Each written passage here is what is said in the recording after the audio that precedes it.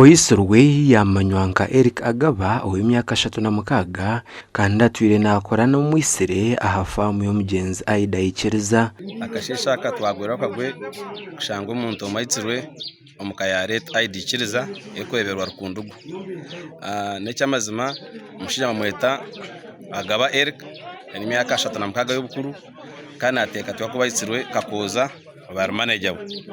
ekyo busasi kushanga omuntu neyita omuntu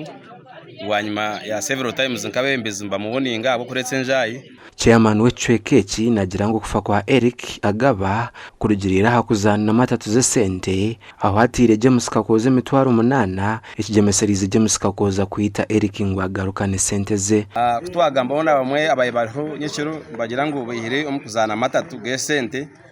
tubekirizana uri yamutera sente nyingi munonga zo mitwaro 5 kandi yagaruka yamongereza izindi mitwaro 3 so yiho kwenda kugira ngo amwita mu magara gense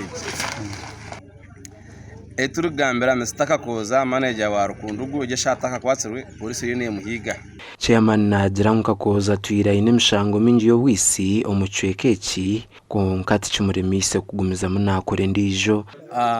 nuwo muntu Kakoza osira ine charges zemishango yo kwiba imishango yo kutera abantu nyekero mu mihanda na kesi ze za madezi mwe naba involved bamuteka nko mwitsi mbwe nizoberi yashowinga acyayese nakora ekikorwa nk'ecyo kwitagaba Eric imyaka 36 abaturani bagira ngo niberarekera bakoza barokora umukeji kandi bashabera ibyo kwerinda omu district yacu Ruhura obutikiriza bakoza bakugaruka mu cweka cyabo abantu abo tukoye n'abantu okututira abantu mu maso Rukundugu gabayagala abakozi be abatwale eguwe nabo babatire ko eguwe aberi bakomeweno tukoye era tukoye umusero ningano mwihanga riyo nabiteganiso kwita naki mwenanisha bangu nka government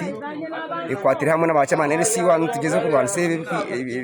ebigwereze bikuzo mu cyaro kitu nkatwayibuza ry'icyo kintu kuri abahereze kwitira y'umuntu akakona kandi umusango nabo bamwise naba kana atogu n'umutumbi gwa kabiri mwena atagati aha yaswene mpango ntuzakora ki bantu mwe Rukundugu